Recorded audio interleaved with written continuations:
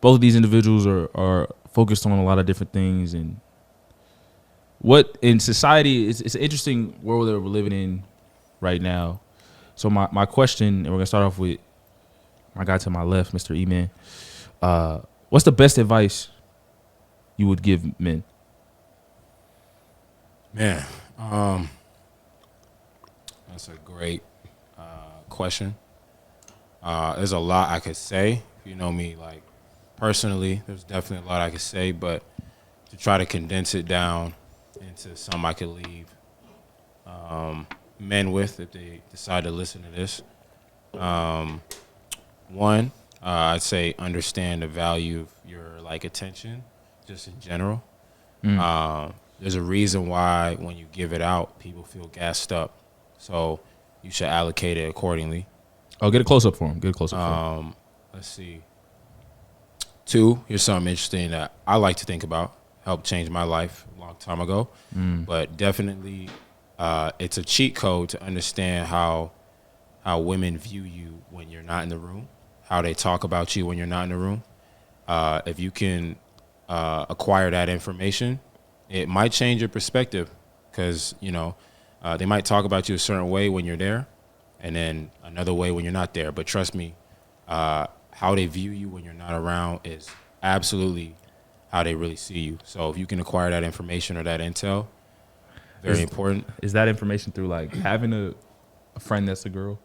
Or It could be that. It's just you have to be curious enough to care about how you're viewed when you're not around. I think sometimes people are scared of that, and so they don't want to seek it because they're afraid of what people are saying when you're not around. But that is actually the information you need to know.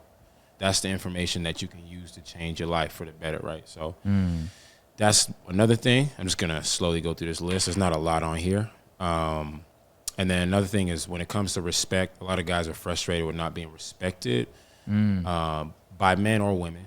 And I would say that if you're in a relationship or even if you have friends, like if other people don't respect you, family, friends, coworkers, then the person you're with won't either. They might pretend to for a little bit, but then eventually if you aren't respected by everyone else, they're thinking in their head, why should I respect you? Why should I? You know what I mean? So definitely that's something to think about. I'm gonna let you to keep going. That's just I like that a lot, and it's very, especially when people come from different cultures. And at times, and I would say I've caught this from older people, from all races.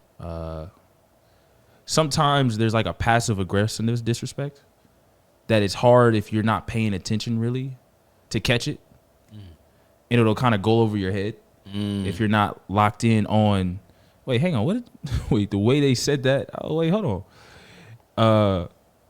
And because we all come back from different cultures, so we may be used to like an upfront disrespect. But there's a different sneaky way of like, they see you this way, they gonna say certain things, a type of way that will go over your head. And if you don't lock in on it and stand up for yourself in that moment, then everybody will just treat you that exact same way. So that's just what I wanted to add on to that. That's very true. I think if you constantly are complaining about being disrespected, you might not actually be. It might not actually be disrespect. If you are constantly complaining about disrespect from men and women for 5 years, then that might be an image of your own lack of respect for yourself that people are just responding to. So definitely, a deeper thing for sure, but something to think about. And then, honestly, the last thing on my list is a strange way of putting it, but,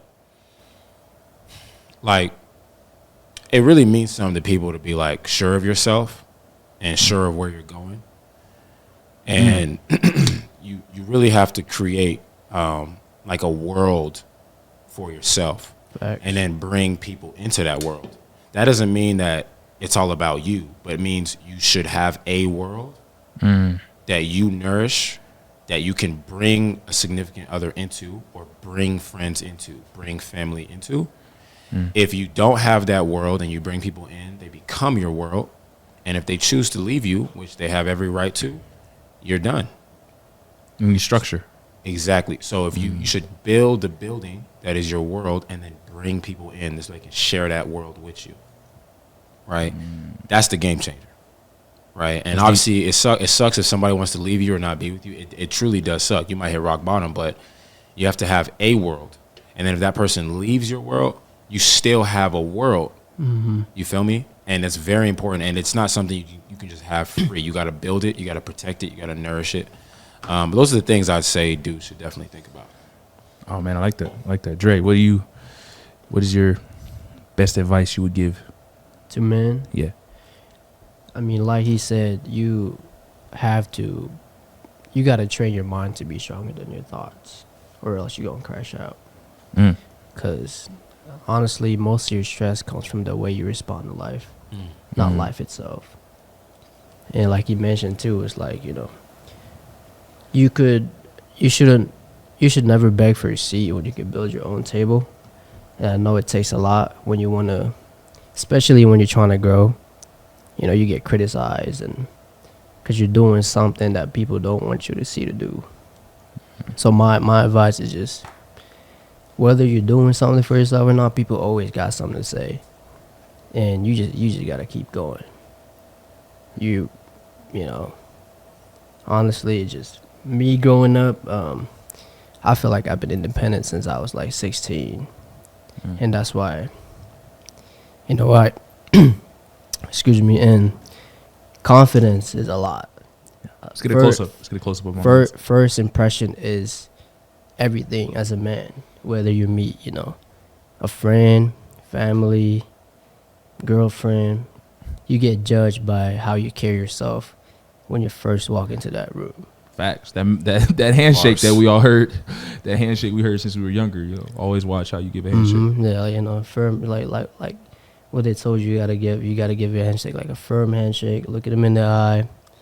The little things like that. But it is hard being as a man sometimes, because people, especially when it comes to like family, they expect you to do everything as a man, especially in a relationship. And what others don't really talk about is, man, like when it comes to men, like mental health as a man, that don't get talked a lot.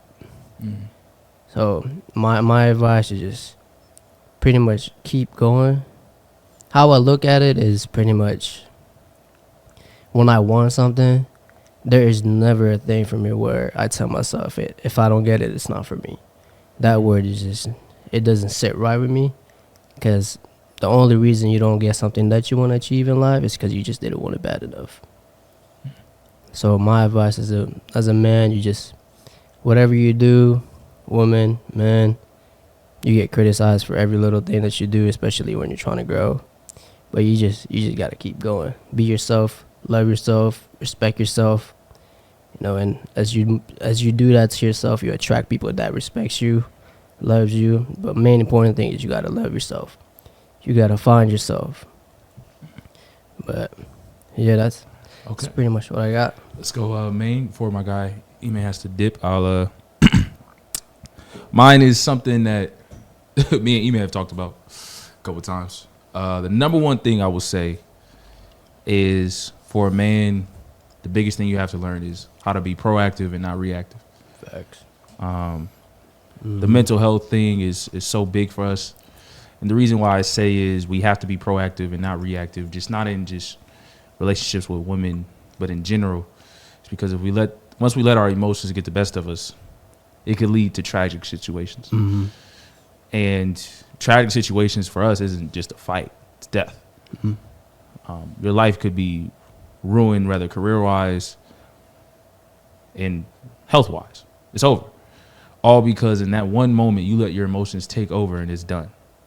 If we look at it from a relationship, you flip out, no one cares if she cheated. You did what you did, it's over. That's not an excuse for you. You don't get the benefit of the doubt. And with the mental health situation, it's key that when we do look for a partner, we make sure it's someone that is our peace and doesn't add trouble and hectic, because the world doesn't give you the benefit of the doubt. And if you ever look in movies and gangster TV shows, the emotional guy is always somebody that everybody loves. Everyone loves him. but he never lives long. He's always the first to go. He's very loyal, though. Ride or die. But he'll always be the first to go. And the calm dude has to make a decision. Well, dang, do I let my guy go? But he has to be proactive. He can't be reactive. And wow, this is about to take a turn to like a deeper conversation with black culture. But like I said, man, proactive and not reactive as a man, because there's no benefit of doubt for you, man. It'll be done. So be sure about who you have in your spaces to like, yeah, that's going to lead to something crazy. Yeah, I don't need to deal with that. Yeah, no, because whenever it is your time to flip out, because there's times where we don't really have a choice because your pride is on the line. Rather you outnumbered, it's like something crazy goes on. It's like, hey, man, I got to stand up, whether for your mom, your family, or your wife, or your kid. Make sure that, okay, I'm okay with it. I understand what's happening, and I'm all for the consequences, and it is what it is. But if you don't take a deep breath and move with structure and a calm mind, you'll flip out and lose your life, man. So that's my best advice. All right. Yeah, that was kind of a little deep from all of us. Actually had me thinking. a little deep from all of us. My guy E-Man has to disappear on us. So I'm going to let him. Do you want to say?